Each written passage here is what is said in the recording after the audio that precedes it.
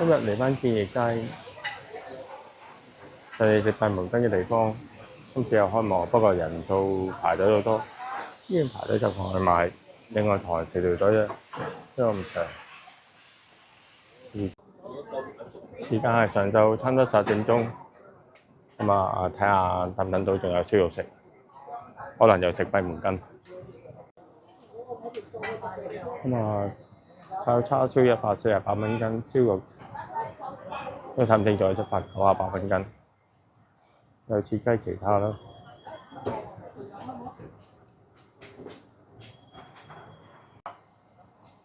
咁啊兩隻切燒肉都切到冇停啊！咁我見到佢汁好香好食，咁我梗係食堂食。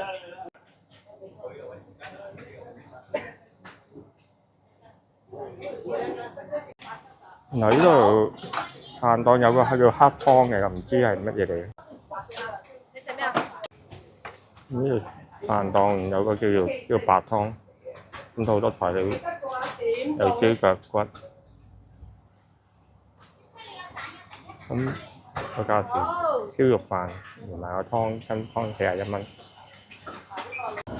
咁影低個飯，如果連價錢如果啱嘅，就過嚟睇啦。好靚。你將嗰個倍燒嗰度拉到1.5。好靚。好啊。好靚，燒咗出場㗎。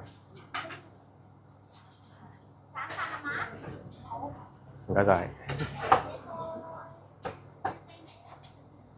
網紅嚟嘅，我哋呢個有到飛嗰個都有佢張相嘅。係啊。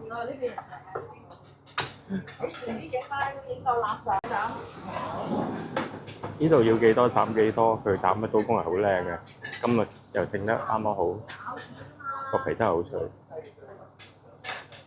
入邊都仲有個鐵爐，老闆又喺度做緊。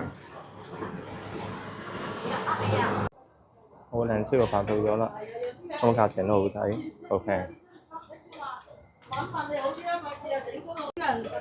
咁如果大家嚟嘅就會早少少啦，因為好快賣晒嘅。咁係咁多先，咁大家歡迎就訂閱及分享我個頻道啊！咁我會周圍訂食、玩、旅遊嘅頻道嚟嘅。